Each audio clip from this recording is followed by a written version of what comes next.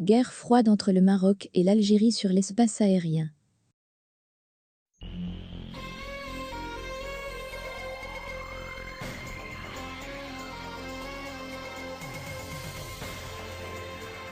Nouvelle escalade dangereuse entre l'Algérie et le Maroc. Ce mercredi 22 septembre, les autorités algériennes ont décidé de procéder à la fermeture immédiate de l'espace aérien national à tous les aéronefs civils et militaires marocains, ainsi qu'à ceux qui portent un numéro d'immatriculation marocain. Cette décision a été prise à l'issue de la réunion du Haut Conseil de sécurité présidé par le président de la République, chef suprême des forces armées, ministre de la Défense nationale, Abdelmadjid Tebboune.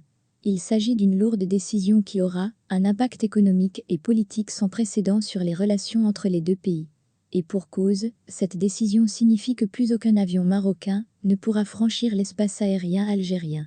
Ce qui empêchera le Maroc de garantir encore l'accessibilité de certaines dessertes aériennes qui dépendent intégralement des droits de passage dans l'espace aérien algérien. En effet, les lignes Casablanca-Tunis, Casablanca-Le Caire ou Casablanca-Dubaï ou même Casablanca-Tunis vont devenir énormément coûteuses pour la compagnie aérienne marocaine, la Royal Air Maroc, RAM. Et pour cause, les avions de la RAM devront contourner tout l'espace aérien algérien pour pouvoir rallier Tunis, Le Caire, Istanbul ou Dubaï. Cela signifie que les avions de la RAM vont consommer davantage de kérosène et il faudra payer des droits de passage supplémentaires à l'Espagne ou à la France pour pouvoir voler dans leur ciel et maintenir ces lignes aériennes. La décision algérienne va donc perturber le programme de la RAM et aggravera ses coûts d'au moins 3 de ses vols quotidiens, qui relient notamment le Maroc à la Tunisie, l'Égypte et la Turquie.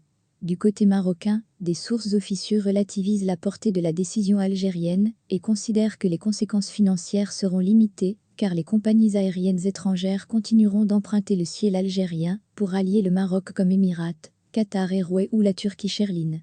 En effet, la sanction algérienne ne concerne pas les avions étrangers qui traversent l'espace aérien national pour rejoindre les principales villes marocaines.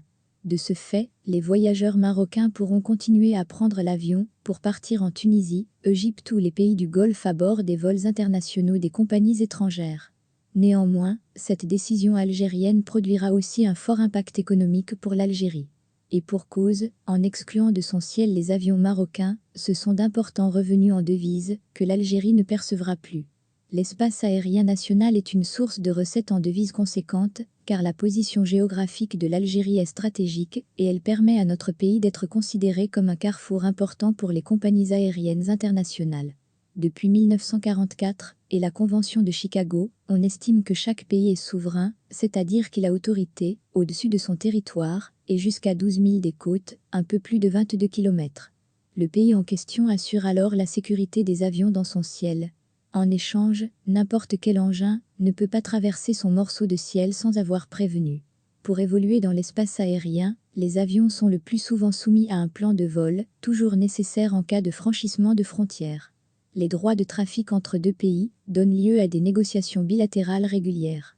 Ces droits protègent les intérêts des compagnies aériennes nationales et demandent qu'aéronefs et équipages correspondent bien aux normes de sécurité en vigueur.